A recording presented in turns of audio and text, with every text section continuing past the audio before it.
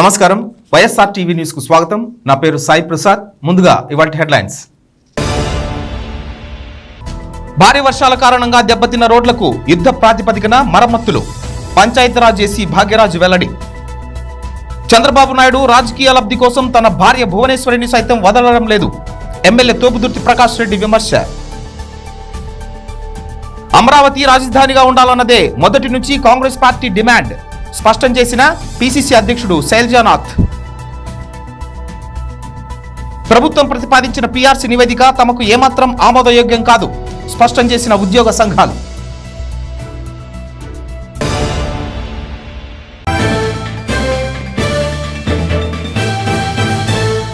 అనంతపురం జిల్లా కణేకల్లు మండల కేంద్రంలో వరిధాన్యం కొనుగోలు కేంద్రాన్ని ప్రభుత్వ విప్ ఎమ్మెల్యే కాపు రామచంద్రారెడ్డి ప్రారంభించారు. ఈ సందర్భంగా ఎమ్మెల్యే మాట్లాడుతూ రైతుల సౌలభ్యం కోసమే రాష్ట్ర ప్రభుత్వం రైతు భరోసా కేంద్రాలను ఏర్పాటు చేసిందన్నారు. వరి అధికంగా పండించే ప్రాంతాల్లో వరి కొనుగోలు కేంద్రాలను ప్రారంభించడం జరుగుతుందని, అందులో భాగంగానే నేడు కణేకల్లు ప్రాంతంలో వరి కొనుగోలు కేంద్రాన్ని ఏర్పాటు చేయడం జరిగిందన్నారు. దీని ముఖ్య ఉద్దేశం దళారుల ప్రమేయం లేకుండా నేరుగా ప్రభుత్వమే రైతుల నుంచి కొనుగోలు చేస్తుందన్నారు. ప్రభుత్వమే హమాలీలను సమకూర్చడంతో పాటు సంచులను, రవాణా ఛార్జీలను కూడా ప్రభుత్వమే భరిస్తుందన్నారు. గత ప్రభుత్వ హయాంలో వరి రైతులు ధాన్యాన్ని విక్రయించాలంటే సుదూర ప్రాంతాలకు వెళ్లేవారన్నారు. దీంతో రవాణా ఛార్జీలు తడిసి మోపెడయ్యేవన్నారు. గత ప్రభుత్వంలో అనావృష్టి కారణంగా అరకొరగా పండిన వరి ధాన్యం విక్రయించాలంటే రవాణా ఛార్జీలు కూడా సరిపోయేవి కావన్నారు. దీంతో అన్నదాతలు ఆర్థికంగా తీవ్ర ఇబ్బందులు ఎదుర్కొనేవారన్నారు. అయితే అలాంటి ఇబ్బందులు తమ ప్రభుత్వంలో అన్నదాతలు ఎదుర్కోకూడదనే ఉద్దేశంతో అన్నదాతల సౌలభ్యం కోసం, వారి సమస్యలను పరిష్కారం చేయడం కోసం, వారి పండించిన పంటలకు లాభం చేకూర్చే ఉద్దేశంతో వరి అధికంగా పండించే కణేకల్లు ప్రాంతంలో వరి కొనుగోలు కేంద్రాలను ఏర్పాటు చేయడం జరిగిందని ఎమ్మెల్యే ప్రభుత్వ విప్ కాపు రామచంద్రారెడ్డి తెలిపారు. రైతు పక్షపాత ప్రభుత్వంగా పనిచేస్తూ ఉంది. ఇటీవల వరదల వల్ల రైతు సోదరులు అపారంగా పంట నష్టపోవడం జరిగింది. వాళ్ళందరినీ కూడా ఆదుకోవడానికి అన్ని రకాల నివేదికలు కూడా సిద్ధం చేసి ప్రభుత్వానికి పంపించడం కూడా జరిగింది. తప్పకుండా ప్రతి రైతులు కూడా ఆదుకుంటామని చెప్పి సందర్భంగా చెప్తున్నాము. అంత వరదల్లో కూడా పంట నష్టమైనప్పటికీ కూడా అరకొరగా కొంతమంది రైతుల దగ్గర కొంత పంట ఉంది. ఆ పంటను కూడా కొనడానికి ఈరోజు ధాన్యం కొనుగోలు కేంద్రాన్ని కూడా ప్రారంభించడం కూడా జరిగింది. తప్పకుండా రైతులు ధాన్యం అంతా కూడా కొని వాళ్ళకి గిట్టుబాటు ధర కల్పించడం కూడా జరుగుతుంది. నష్టపోయిన దానికి పరిహారం కూడా వస్తుంది. చివరికి చెప్పాలంటే ఈ ప్రభుత్వం రైతులకు అన్ని విధాల అండదండగా ఉంటుంది అని చెప్పి చెప్తారు. గత నెలలో కురిసిన భారీ వర్షాల కారణంగా దెబ్బతిన్న రోడ్లకు యుద్ధ ప్రాతిపదికన మరమ్మతులు చేపట్టినట్లు పంచాయతీరాజ్ ఏసీ భాగ్యరాజ్ తెలిపారు. నవంబర్ నెలలో కురిసిన వర్షాలకు సుమారు 100కు పైగా రోడ్లు దెబ్బతిన్నాయన్నారు. వీటి మరమ్మతులకు 3.11 కోట్లు ప్రతిపాదించగా సీఎం జగన్ 2 కోట్ల నిధులు తక్షణమే విడుదల చేశారన్నారు. అందుకే యుద్ధ ప్రాతిపదికన మరమ్మతులు చేపట్టినట్లు ఆయన చెప్పారు. అలాగే రాకపోకలు కూడా పునరుద్ధరించినట్లు తెలిపారు. మరోవైపు దెబ్బతిన్న కల్వర్టులు, బ్రిడ్జిల మరమ్మతులు కూడా చేపట్టామన్నారు.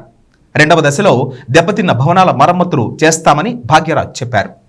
అనంతపురం జిల్లాలో నవంబర్ మాసం 18 నుంచి 20 తేదీ వరకు భారీ నుంచి అతి భారీ వర్షాలు పడడం జరిగింది.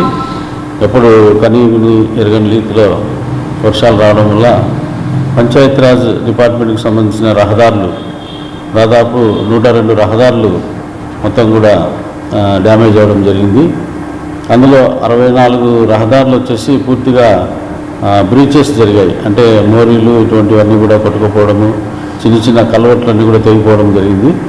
వీటిని యుద్ధ ప్రాతిపదికన చేపట్టడానికి కలెక్టర్ గారి దగ్గరికి వెళ్ళి మరి తర్వాత గవర్నమెంట్ మరి ముఖ్యమంత్రి గారు మరి వారి యొక్క సలహాలు సూచనల మేరకు మన జిల్లాలో జరిగినటువంటి ఈ యొక్క విపత్తును అంతటిని కూడా అంచనా వేసి దాదాపు 311 లక్షలు కావాలని చెప్పి టెంపరీ రెస్టరేషన్కు ప్రపోజల్ పంపించడం జరిగింది. అందులో 2 crores దాదాపు 200 లక్షలు రిలీజ్ చేయడం జరిగింది. దాన్ని మేము వెంటనే మరి ఇప్పటికి అన్నీ కూడా దాదాపు క్లోజ్ చేశాము. 102 బ్రిడ్జెస్ కూడా అన్నీ తెగిపోయిన వాటిని అన్ని మరమ్మతులు చేయడము, రోడ్డు సర్ఫేస్ డ్యామేజెస్ అన్నీ కూడా మరమ్మతులు చేయడము, జరిగింది. రవాణా సౌకర్యం ప్రజలందరికీ కూడా పునరుద్ధరించడము ఈ కార్యక్రమం చేపట్టడం జరిగింది పంచాయతీరాజ్ డిపార్ట్మెంట్ తరఫున. ఇప్పటి వరకు మరి ఈ బిల్డింగ్స్లో కూడా ఒక 6 బిల్డింగ్స్ మా దగ్గర కొన్ని డ్యామేజెస్ జరిగాయి. ఆఫీస్ బిల్డింగ్స్, వాటికి రూఫ్ అవన్నీ వేయడానికి కూడా ప్రతిపాదనలు పంపించడం జరిగింది. అవి సెకండ్ ఫేజ్లో తీసుకోవడము జరుగుతుంది. అంటే ప్రస్తుతానికి రోడ్లు ప్రాధాన్యత తీసుకొని రెండవ ఐటమ్గా బిల్డింగ్స్ చేపట్టడం జరుగుతుంది. కాబట్టి ఈ ఫ్లడ్స్కి సంబంధించి ఇంకా కొన్ని పాత కలవట్లు, తర్వాత కొన్ని బ్రిడ్జెస్ దాదాపు 40-50 సంవత్సరాల క్రితం కట్టినటువంటి బ్రిడ్జెస్ పూర్తిగా దెబ్బతిన్నాయి. ఇప్పుడు టెంపరీగా చేసినా కూడా ప్రస్తుతానికి నడుస్తుంది, కానీ తర్వాత ఫ్యూచర్లో కావడానికి మరి ప్రతిపాదనలు తయారు చేయడం జరిగింది. దాదాపు 37 కోట్లతో పర్మనెంట్ రెస్టరేషన్ చేయడానికి మనం టేకప్ చేయడానికి ప్రతిపాదనలు తయారు చేశాము. అవి కూడా ప్రభుత్వం వారికి పంపిస్తున్నాము. ఎస్టిమేట్స్, అంచనాలు తయారు చేయడంలో జరుగుతుంది. అవి కాకుండా ఈ వర్షాలకు దెబ్బతినడం వల్ల చిన్న చిన్న రోడ్లు మనము సర్ఫేస్ డ్యామేజ్ కూడా చాలా దెబ్బతిన్నాయి. పాట్ హోల్స్ పడ్డము, గుంతలు పడ్డము, ఇట్లాంటివి అవన్నీ కూడా మేము ఐడెంటిఫై చేశాము, సర్వే చేశాము. టోటల్గా రోడ్స్ అన్నీ సర్వే చేసి పాట్ హోల్స్కు సంబంధించి 27 కోట్ల వరకు అంచనాలు తయారు చేశాము. ప్రస్తుతం గవర్నమెంట్ దగ్గర ఫైల్ ఉన్నది. అది అప్రూవ్ అయిన వెంటనే నెక్స్ట్ వర్షాలు వచ్చే లోపల ఇవన్నీ కూడా టెండర్స్ పిలిచి వర్క్స్ చేయడం జరుగుతుంది. రహదారులన్నీ పునరుద్ధరించడానికి చక్కటి ప్లాన్ మేము తయారు చేశాము. టోటల్గా అంటే మా దగ్గర 3 రకాలుగా ఉంటాయి. పిఎంజేఎస్వైలో అయితే 5 ఏళ్ళు మెయింటెనెన్స్ ఉంటుంది. ఆ రోడ్స్ ఆ కాంట్రాక్టరే మెయింటైన్ చేయాలి. కాబట్టి అతను ఆ మెయింటెనెన్స్ ఉన్న రోడ్లు మనం టేకప్ చేయడం లేదు ఇప్పుడు. తర్వాత డిఫెక్ట్ లయబిలిటీ పీరియడ్ అని ఉంటుంది. ఆ పీరియడ్లో 2 ఏళ్ళ లోపల చేయాల్సినట్టు కూడా మనం టేకప్ చేయడం లేదు. అవి కాకుండా సర్ఫేసెస్ బాగున్నట్టు తీసేసి మిగిలిన రోడ్లన్నీ కూడా టోటల్గా జిల్లాలో ఉన్న రోడ్లన్నింటినీ పాట్ హోల్ ఫ్రీ చేయడానికి, ఒక గుంత కూడా కనపడకుండా చేయడానికి ప్రణాళికలు తయారు చేయడం జరిగింది. రాప్తాడు నియోజకవర్గంలోని చెన్నై కొత్తపల్లి మండల ప్రజా పరిషత్ కార్యాలయంలో సర్వసభ్య సమావేశాన్ని నిర్వహించారు. ఈ సమావేశంలో ఎమ్మెల్యే తోపుదుర్తి ప్రకాష్ రెడ్డి పాల్గొన్నారు. ఈ సందర్భంగా ఎమ్మెల్యే మాట్లాడుతూ టీడీపీ నిర్వహిస్తున్న గౌరవ సభలు ప్రజల్లో టీడీపీ పార్టీ ఉనికిని కోల్పోయినందువల్లే ఈ సభలను నిర్వహిస్తున్నారని తెలిపారు.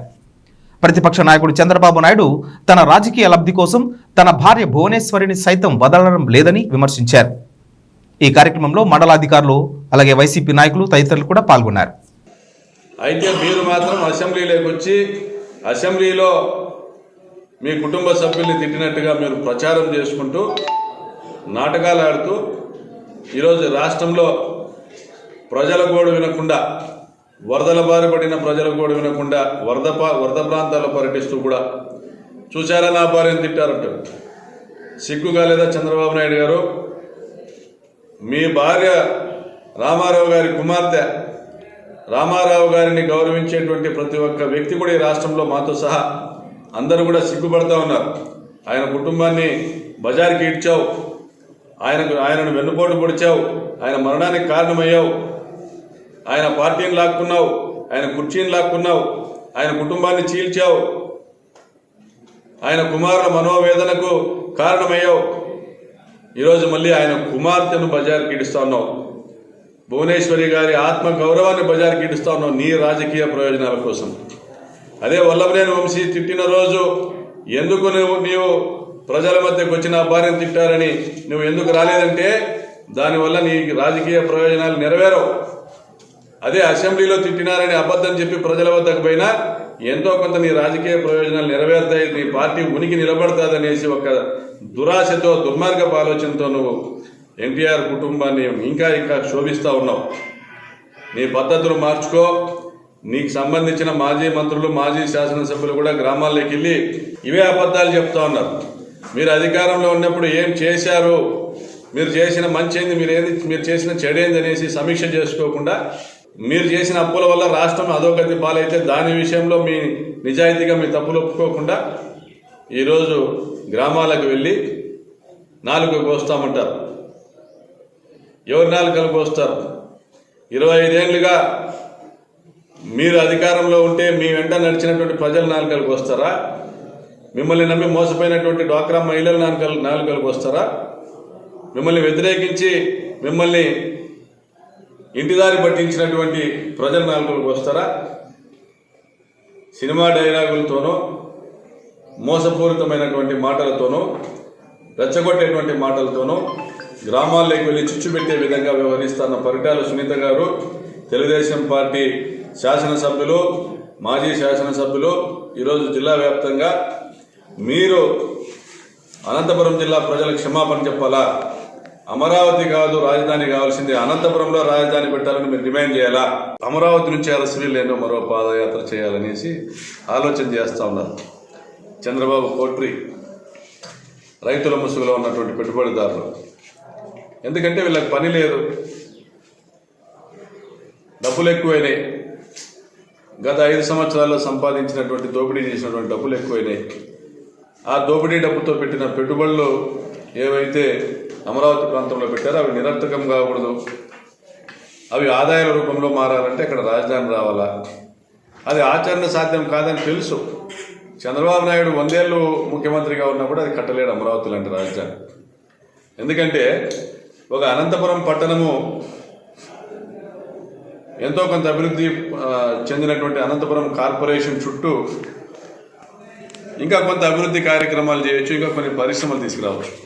ఎందుకంటే ఒక పట్టణం ఉంది కాబట్టి. అదేవిధంగా విజయవాడ పట్టణం అభివృద్ధి చెందింది కాబట్టి దాని చుట్టూ ఇంకా కొన్ని పరిశ్రమలు తీసుకొని రావచ్చు, ఇంకా కొంత డెవలప్మెంట్ తీసుకొని రావచ్చు తక్కువ ఖర్చులో. అదేవిధంగా విశాఖపట్నం కూడా బాగా అభివృద్ధి చెందింది కాబట్టి తక్కువ పెట్టుబడితో ఆ ప్రాంతాన్ని కూడా రాజధానిగా అభివృద్ధి చేయొచ్చు. తక్కువ పెట్టుబడితో పరిశ్రమలు రావచ్చు, విద్యా సంస్థలు రావచ్చు, ఆదాయ వనరులు ఏర్పాటు చేసుకోవచ్చు. అంతేగాని అసలు పట్టణమే లేని భూభాగంలో, నిర్మాణమే లేని భూభాగంలో 30,000 ఎకరాల్లో మనం పట్టణము కట్టాలా? పట్టణం కట్టిన తర్వాత పరిశ్రమలు రావాలా? దాని తర్వాత ఐటీ సంస్థలు రావాలా? ఇవన్నీ కలగనాలా లేదా నిజంగా చేయాలన్నా? దానికి సంబంధించిన 1,00,000 కోట్ల డబ్బులు ఎక్కడి నుంచి తేవాలా అనేటువంటి కనీస ఆలోచన లేకోకుండా, పోనీ ఇప్పుడు చేస్తున్నటువంటి అప్పులకు వడ్డీలు కట్టడానికి ఆదాయ మార్గాలు ఏమైనా ఏర్పాటు చేశారంటే అది కూడా లేదు చంద్రబాబు నాయుడు గారు. కాబట్టి ఆయన పూర్తిగా విఫలమైన వ్యక్తిగా, ఆయన వైఫల్యాల్ని కప్పిపుచ్చుకునేదానికి జగన్మోహన్ రెడ్డి గారి ప్రభుత్వ హయాంలో ఎటువంటి అన్యాయాలు జరగడం లేదు కాబట్టి ఏదో ఒక ఎజెండా తీసుకుని ముందుకు వెళ్ళాలి. కాబట్టి అమరావతి నుంచి తిరుపతి పాదయాత్ర చేశారు. ఇప్పుడు కూడా చెప్పిన ప్రతి ఒక్క మాటను కూడా నిలబెట్టుకుంటూ ఒక క్యాలెండర్ ముందే ప్రకటించి ప్రతి ఒక్క సంక్షేమ పథకాన్ని, నాడు నేడు లాంటి ప్రతి ఒక్క అభివృద్ధి కార్యక్రమాన్ని ఎప్పటికప్పుడు నిర్విఘ్నంగా పూర్తి చేసుకుంటూ వస్తున్న ముఖ్యమంత్రి గారిపైన అవ్వాండాలు వేయడానికి, ఆయన ప్రభుత్వాన్ని విమర్శించడానికి వేరే యొక్క ఎటువంటి అవకాశం లేదు. కాబట్టి మళ్ళీ ఇది అయిపోయింది తొలి విడత, మళ్ళీ ఇంకొక పాదయాత్ర, పని లేక చేసుకుంటున్న పాదయాత్రలో. అమరావతి రాజధానిగా ఉండాలన్నదే మొదటి నుంచి కాంగ్రెస్ పార్టీ డిమాండ్ అని పిసిసి అధ్యక్షుడు శైలజానాథ్ స్పష్టం చేశారు. అనంతపురం కాంగ్రెస్ పార్టీ కార్యాలయంలో జరిగిన శిక్షణా కార్యక్రమాల్లో ఆయన పాల్గొన్నారు. కాంగ్రెస్ పార్టీ నాయకులకు భవిష్యత్ పోరాటాలపై ఈ సందర్భంగా దిశానిర్దేశం చేశారు. ఈ కార్యక్రమంలో శైలజానాథ్ మాట్లాడుతూ, గతంలో అమరావతి రాజధానిపై సీఎం జగన్, చంద్రబాబు ఇద్దరు సమ్మతం తెలిపారని, కానీ ఇప్పుడు సీఎం జగన్ మాట తప్పడం ఏంటని ప్రశ్నించారు. రాయలసీమలో హైకోర్టు ఏర్పాటుతో పాటు ప్రత్యేక ప్యాకేజీ ఇవ్వాలని కాంగ్రెస్ చాలా రోజుల నుంచి చెబుతోందని గుర్తు చేశారు. రానున్న రోజుల్లో సేవ్ ఏపీ పేరుతో కాంగ్రెస్ పార్టీ ఉద్యమం చేస్తుందని ఆయన చెప్పారు. 4 పార్లమెంటు సంబంధించిన మండలాధ్యక్షులు, ముఖ్య నాయకులకు శిక్షణా తరగతులు ఉన్నాయి. అదే సందర్భంలో బంగ్లాదేశ్ ఏర్పడడానికి ప్రధాన కారణమైన బంగ్లాదేశ్ యుద్ధ విజయం కూడా నిన్నటితో 50 సంవత్సరాలు దాటి అయింది. ఈ రోజున భారతదేశ నిర్మాణానికి కానీ, ఈ రాష్ట్రాల నిర్మాణానికి కానీ, ఈ రాష్ట్రాల ప్రజల అభివృద్ధికి కానీ ముందు నడిపించింది కాంగ్రెస్ పార్టీ. ఆ నేపథ్యంలో ఆనాడు 71 యుద్ధంలో అమరులైన వాళ్ళకి శ్రద్ధాంజలి ఘటిస్తూ అమ్మ ఇందిరాగాంధీ గారిని మనసులోకి తెచ్చుకుంటూ ఈరోజు ఇందిరాగాంధీ గారిని, కాంగ్రెస్ పార్టీని చూసి వార్తలు పెట్టుకునే భారతీయ జనతా పార్టీ వారి యొక్క స్నేహితులకు ఒకే ఒక మాట చెప్తా ఉన్నాం. మీరు ఎన్ని వార్తలు పెట్టుకుంటే అంత ఒళ్ళు మీకు చీయం బట్టి పులుస్తుంది తప్పనిస్తే మీరు పులి కాలేరు. అట్లాగే నిజంగా ఈ భారతదేశ వైభవాన్ని అంతర్జాతీయంగా పైకి తీసుకెళ్లింది ఇందిరాగాంధీ గారి నాయకత్వం. దక్షిణ ఆసియా భౌగోళిక స్వరూపాన్నే మార్చింది ఇందిరాగాంధీ గారు చేసిన యుద్ధం ఆ రోజున చైనా వాళ్ళు 1000 కిలోమీటర్లు ఆక్రమించినా సరే నోరు ఇప్పడానికి కూడా ధైర్యం లేని ప్రధానమంత్రి, మాట్లాడితే ఎక్కడ ఇబ్బంది పడతామనే ఒక రక్షణ శాఖ మంత్రి ప్రతి వారం కూడా మీరు వెనక్కి పోండి అని మాట్లాడుతూ ఉంటారు. కాబట్టి అసలైన దేశభక్తులు కాంగ్రెస్ పార్టీ, అసలైన వీరులు ఇందిరాగాంధీ గారి వారి యొక్క బృందం కాంగ్రెస్ పార్టీ దీన్ని గుర్తు చేసుకుంటూ ఆ కార్యక్రమాన్ని తద్వారా ఈ దేశాన్ని బాబాసాహెబ్ అంబేద్కర్ ఇచ్చిన రాజ్యాంగాన్ని లేకుండా చేసే క్రమంలో ఉన్న Bharatiya Janata party RSS భావజాలానికి RSS వ్యతిరేకంగా ఈ దేశాన్ని రాజకీయంగానే కాకుండా ఈ దేశాన్ని రాజ్యాంగాన్ని కాపాడడానికి కూడా కాంగ్రెస్ పార్టీ పోరాటంలో ముందుంటుంది. రైతుల, ఆదివాసీల, దళితుల అన్ని కులాల్లోని పేదల యొక్క అభ్యున్నతి కోసం కాంగ్రెస్ పార్టీ పనిచేస్తుంది. ఆ క్రమంలో ఈ రాష్ట్రాన్ని రక్షించడానికి కూడా పెద్దలు తులసిరెడ్డి గారు అనేక మంది మాట్లాడుతూ ఉన్న అంశాలని మధ్యకాలంలో ఈ రాష్ట్రాన్ని రక్షించాల్సిన అవసరం కూడా కాంగ్రెస్ పార్టీ పైనే ఉంది. సేవ్ ఆంధ్రప్రదేశ్ అనే ఒక నినాదం కింద త్వరలోనే ఈ రాష్ట్రాన్ని ఈ యొక్క దుర్మార్గమైన పరిపాలన నుండి అసమర్థుల నాయకత్వం తప్పించడం కోసం కాంగ్రెస్ పార్టీ కార్యకర్తల్ని సైద్ధాంతికంగా, నిర్మాణాత్మకంగా బలోపేతం చేయడానికి ఈ సమావేశం జరుగుతుంది. పాత్రికేయ మిత్రుల సహకారాన్ని కోరుతా ఉన్నాం. భారీ వర్షాలకు దెబ్బతిన్న R&B రహదారులకు తాత్కాలిక మరమ్మతులు చేసినట్లు RNBSC నాగరాజు తెలిపారు. గత నెలలో భారీ వర్షాలకు చాలా చోట్ల రహదారులు దెబ్బతిన్నాయని, వీటి మరమ్మతులకు ఎస్టిమేషన్స్ పంపించామని, ప్రభుత్వం నుంచి నిధులు వచ్చిన వెంటనే పనులు ప్రారంభించామన్నారు. ఇంకా కొన్ని పనులు మిగిలి ఉన్నాయని, ప్రభుత్వం నుంచి ఆదేశాలు వచ్చిన వెంటనే వీటిని ప్రారంభిస్తామని ఆయన చెప్పారు. నాగరాజు SC R&B మధ్యకాలంలో వచ్చిన ఫ్లడ్స్కి తెగిపోయిన రోడ్ల గురించి తాత్కాలిక మరమ్మతులు చేశాము. ఇక నెక్స్ట్ అంటే ప్రజలు ట్రాఫిక్ ఇంటరప్షన్ లేకుండా వెళ్ళడానికి చేశాము. నెక్స్ట్ పర్మనెంట్ రిజిస్ట్రేషన్కి మేము కూడా ఎస్టిమేట్స్ ప్రిపేర్ చేసి పంపిస్తాము. అది గవర్నమెంట్ త్వరలో పంపించిన తర్వాత ఆ పనులు కూడా పూర్తి చేయగలవారు. ప్రభుత్వం ప్రతిపాదించిన PRC నివేదిక తమకు ఏమాత్రం ఆమోదయోగ్యం కాదని ఉద్యోగ సంఘాలు స్పష్టం చేశాయి. గత కొన్ని రోజులుగా ఉద్యోగ ఉపాధ్యాయులు అలాగే కార్మిక పెన్షనర్లు చేస్తున్న ఆందోళనలు ఇవాళ కూడా కొనసాగాయి. టవర్ క్లాక్ వద్ద చేపట్టిన దీక్షా కార్యక్రమంలో ఉద్యోగ సంఘాల నాయకులు పాల్గొన్నారు. ఈ సందర్భంగా NGO సంఘం నాయకులతో పాటు ఐకాసా నాయకులు మాట్లాడుతూ రాష్ట్ర ప్రభుత్వం ఇస్తున్న PRCపై ఉద్యోగులు ఎవరూ సమ్మతంగా లేరన్నారు. గతంలో ఇచ్చిన హామీ మేరకు ప్రభుత్వం నివేదికలు ఉండాలన్నారు. ఇప్పటికే 7వ తేదీ నుంచి ఉద్యమాన్ని కొనసాగిస్తున్నామని, చివరి వరకు ఈ పోరాటం ఆగదని స్పష్టం చేశారు. ఇంతమంది సంఘీభావం తెలుపుతున్నారంటే కేవలము ఉద్యోగస్తుల్లో, ఉపాధ్యాయుల్లో, కార్మికుల్లో, పెన్షన్స్లో ఉన్న బాధ, ఉన్న కష్టము. ఎందుకంటే 48 నుంచి పెండింగ్ ఇంతవరకు మేము దాదాపు 11 PRC చూసాము. ఈ 11 PRC చూస్తున్నాము. ఈ 11 PRC మాత్రం 48 నుంచి పెండింగ్ ఉంది. దానికి ప్రభుత్వం వారి నుంచి కూడా మేమైతే కోరుకునేది ఏమిటంటే 100% మాకు ప్రభుత్వం మీద నమ్మకం ఉంది, ప్రభుత్వం ఇస్తున్న గ్యారెంటీ ఉంది. కానీ అది ఎప్పుడు అన్నది ఇంపార్టెంట్. ఎందుకంటే ఎప్పుడైతే మాకు నీడు ఉంటుందో అప్పుడు ఇస్తేనే బాగుంటుందని మేమైతే కోరుకుంటున్నాము. వాటితో పాటు ఈ మధ్యకాలంలో IAS ఆఫీసర్ కమిటీ ఇచ్చారు, రిపోర్ట్ ఇచ్చారు. ఆ రిపోర్ట్ మేమైతే బేఖాతరు చేస్తున్నాము. ఎందుకంటే ఆ రిపోర్ట్ మాకు నా సమ్మతంగా లేదు. మేము అడిగిన రిపోర్ట్ ఏమిటంటే PRC కమిషన్ ఏమన్నాము, దానికి అశుతోష్ మిశ్రా గారు కమిషన్ చేశారు. కమిషన్ రిపోర్ట్ మాకు ఇంతవరకు ఇవ్వకుండా, ఆ రిపోర్ట్ చూపకుండా ఇప్పుడు IAS ఆఫీసర్ రిపోర్ట్ చూపిస్తున్నారు. అదైతే మాకు బాధాకరము. 71 డిమాండ్స్తో మేమైతే అల్టిమేటం ఇచ్చాము. ఈ రోజు నిన్న సీఎం గారికి కానీ, ఫైనాన్స్ మినిస్టర్ కానీ 20 డిమాండ్స్ మాత్రం ఉన్నాయి. ఎందుకంటే మిగతా డిమాండ్స్ ఉంది చాలా సాధ్యపడే డిమాండ్స్. ఆ సాధ్యపడే డిమాండ్స్ ని పక్కన పెట్టేసి 20 డిమాండ్స్ కష్టతరమైనవి చూడాల్సి కోరుతున్నాం. ఏదైతే మా రాష్ట్ర నాయకత్వమైనటువంటి బొప్పరాజు వెంకటేశ్వరరావు కావచ్చు, అదేవిధంగా బండి శ్రీనివాసరావు అన్న ఇచ్చినటువంటి కార్యాచరణ మేము ఈ నెల 7వ తేదీ నుంచి కూడా నిరసన బ్యాడ్జీలతో తెలియజేస్తున్నాం. అదేవిధంగా మొన్న 13వ తేదీ కూడా మేము ర్యాలీ కూడా భారీ ఎత్తున అనంతపురం తాలూకాలో నిర్వహించినాం. అదేవిధంగా ఈరోజు 16వ తేదీ అయినటువంటి ధర్నా కార్యక్రమానికి మా ఉద్యోగులంతా కూడా ఉద్యమంగా తరలి వచ్చారు. కాబట్టి ఈ ఉద్యమకాలను చూస్తే మీ అందరికీ కూడా మేము ప్రభుత్వానికి ఒకటే తెలియజేస్తున్నాము, ఏదైతే అజిరోత్ మిశ్రా ఇచ్చినటువంటి రిపోర్ట్ను బయట పెట్టాలి. ఏదైతే సిఎస్ కమిటీ ఇచ్చినటువంటి ఫిట్మెంట్ ఏదైతే ఉందో 14.29 ఏ ప్రభుత్వ ఉద్యోగి కూడా అది ఆమోదయోగ్యం కాదని చెప్పి తెలియజేస్తున్నాం మిత్రమా.